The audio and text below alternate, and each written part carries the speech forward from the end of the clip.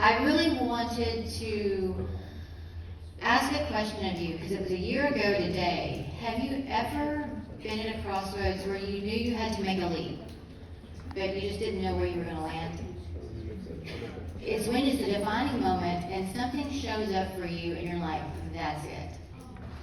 So today I want to talk to you about what was my defining factor in my journey here at HBC with Pinnacle Global Network and the Scale team. They are teaching me how to embrace change and jumping in with both feet, because if there's one thing I've learned, when you lean into change and when you trust the process, when you step out of your own way, anything is possible. If you had told me a year ago that I would be standing here shaking with my first speech and first talk, with a team-led company, with a culture of integrity and accountability, with 6 amazing department leaders, a revenue model that is thriving even in the face of challenges, I would have thought you're crazy. But with my Southern roots, I would have looked at you and said, bless your heart, that's amazing. Because for a long time, I thought I had to have all the answers. I thought growth, success, and leadership meant that I had to carry it all. I was never taught that you're supposed to have a team behind you. I thought you're supposed to work just as hard as your employee. But let me tell you something, I know for sure as I'm standing here. Success is not about having all the answers. It's really about creating a space for the right people to find them. The last week of March, or in a couple of weeks, will be my 1-year anniversary with Pinnacle. It'll be my 9-month anniversary with Scale Team. It was a big investment, and at the time, I decided that when I was going to jump in, and anybody who's met me knows that I'm jumping in with both feet. What followed was a shift in my mindset, how I handled situations, and for the next 3 months, how I spoke to my staff, how I treated people, how I handled problems. They saw this new Davia that they'd never seen before. So it created a sense of uncertainty. I could feel the skepticism. It was really like I was playing tug of war with a brick wall, honestly. But I also knew that if I simply showing them and telling them that, hey, this is going to be great, it's going to be good enough, I needed to invest in them like I was investing in myself. Thank you.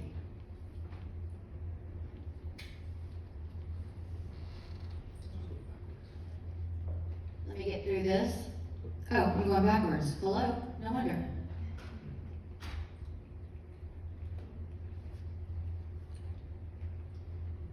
This is my team.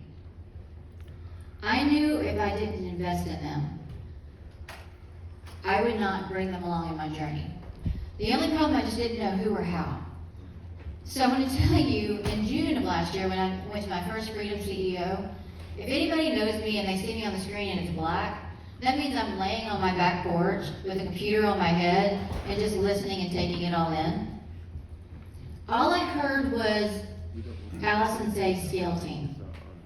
That was like, I jumped up, my computer landed on the ground, I couldn't type my name in fast enough, I couldn't click on the button fast enough. I don't even know what Scale Team was at the moment, but I knew that was it.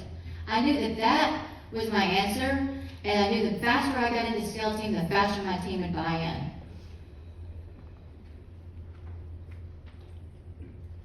So on our journey, we started Scale Team in August. We started Scale Team with Louie in August of last year. In November of last year, we had our first in-person 2-day team. Louie, Ortiz, and Susan Blizzard came out to mentor my team. And with that, you have to realize these 6 women had never met in person before. I'm a virtual company. So 6 women coming into a room that have never met anybody before that's going to be asked to be vulnerable, it was hard. And then I had to go first. With what I found with being vulnerable meant that I had to be honest, and I had to be, sorry, I'm looking at this monitor right here, and I'm seeing everybody just like, absolutely and stuff. Could I ask y'all to forward the slide? Thank you. Let me tell you, it was the hardest thing I've ever done. For years, I was a boss, I was a CEO, I was the one making all the decisions. My team looked for me for approvals, for directions, for answers. But now I had to be vulnerable. I had to admit I didn't have all the answers. I had to admit my fears, and that terrified me. But here's what I learned. When you allow yourself to be honest about the what ifs, that's when the real transformation changes. So with the help of the scale team, in 4 months, we restructured, we created departments, we created y'all got the right slides. Oh my gosh, okay. I'll tell you that story later. We created departments, SOPs, standardized procedures. We gave our team the tools and trust to lead. And you know what happened? They rose to the occasion. But let's be real, change is hard, growth is uncomfortable. And while I see our team empowered and excited, I also see something familiar and falling back into old habits. It's only been 4 months. And I get it, I've been there, we've all been there, but growth is not about never slipping back. It's about choosing to move forward anyway.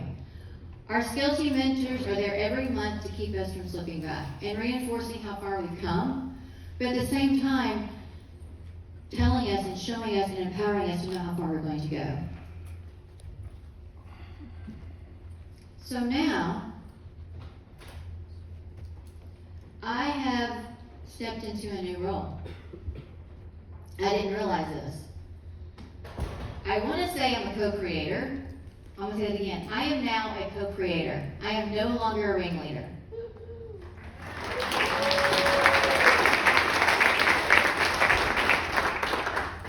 I've also realized that I am a recovering ringleader. It's been 24 days since I micromanaged. And I'm going to take every day as a new win. Our foundation and our values are what we live by. Integrity, collaboration, reliability, and accountability.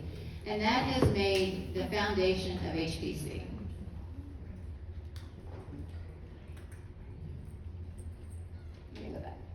One thing I've realized too, what this has given me the power to, that the team has bought into, is I've learned my own creativity.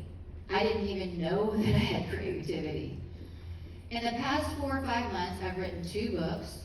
I've started speaking more. I'm creating more educational ideas and situations to even train even more great women. But what everybody doesn't realize is that you are building a legacy of impact. And it was just amazing to me how everything that everybody's spoken on today, no one had seen my speech and what I was going to talk about, but it was feeding into what I was feeling as I'm standing up here today. HPC is creating a legacy of impact. Louie took me aside at our first scale event, and he said, Davia, do you realize you're changing lives? As you as CEOs, do y'all realize that you're changing and touching people's lives? This is my team now. Let me remind you what they looked like before.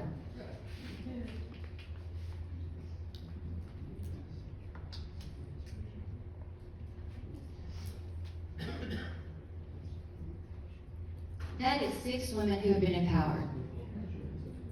Most of these women have had personal challenges. Life was not good to them. Life was hard for them. So I am creating an opportunity for them to show them that life can be better.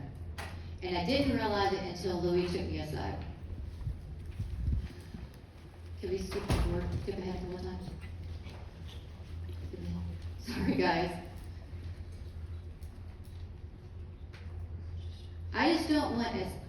I don't just want HPC to be a successful business.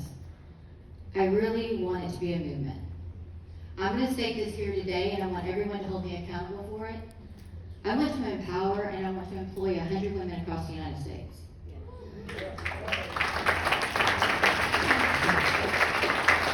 Because what we do isn't just about claims and billing. It's about creating a legacy of impact. It's about changing lives.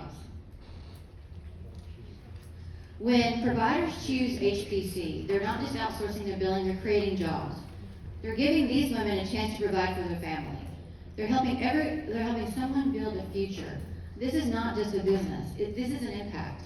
And that's a legacy we're building. One woman, one opportunity, and one life at a time. So I'm going to leave you with this as I'm shaking in my boots right now. And my mouth is really, really dry.